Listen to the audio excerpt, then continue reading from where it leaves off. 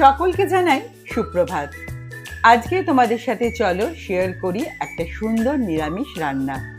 এই রান্নাটা করার জন্য প্রথমেই যেটা লাগবে সেটা হচ্ছে খুব ভালো কোয়ালিটির পনির। পনিরের কোয়ালিটি যত ভালো হবে রান্নাটা ঠিক ততটাই ভালো হবে।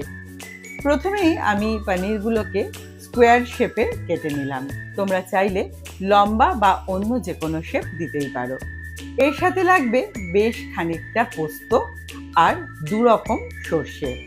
পোস্ত এবং সর্ষের সমপরিমাণ সংমিশ্রণেই তৈরি হবে এই সুন্দর রান্নাটা।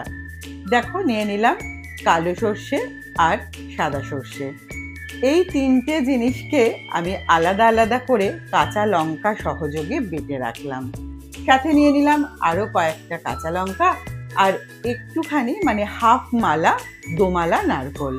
তোমাদের কাছে যদি দোমালা নারকোল না থাকে তাহলে এমনি নারকোলেও কাজ চালিয়ে নিতে পারবে। দোমালা নারকোলের স্বাদ খুব ভালো হয় এবং পেস্ট করতে অনেক সুবিধা হয়, সেই জন্য আমি এখানে দোমালা নারকোল ব্যবহার করেছি। সমস্ত কিছু পেস্ট করে নিয়ে একটা বোলের মধ্যে আমি নিয়ে নিলাম সমস্ত পেস্ট, সর্ষের পেস্ট, পোস্তর পেস্ট, নারকোলের পেস্ট, আর সাথে দিলাম অল্প একটু হলুদ আর নুন।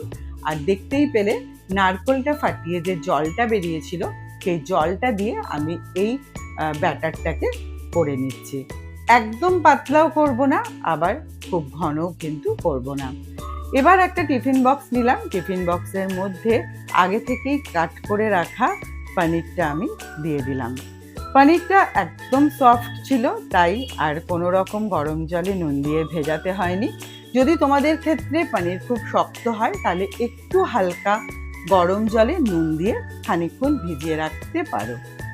এরপরে আমি ওই ব্যাটারটা দিয়ে দিলাম পনিরের ওপরে, আর ওপরে দিয়ে দিলাম একটা সুগন্ধযুক্ত সর্ষের তেল।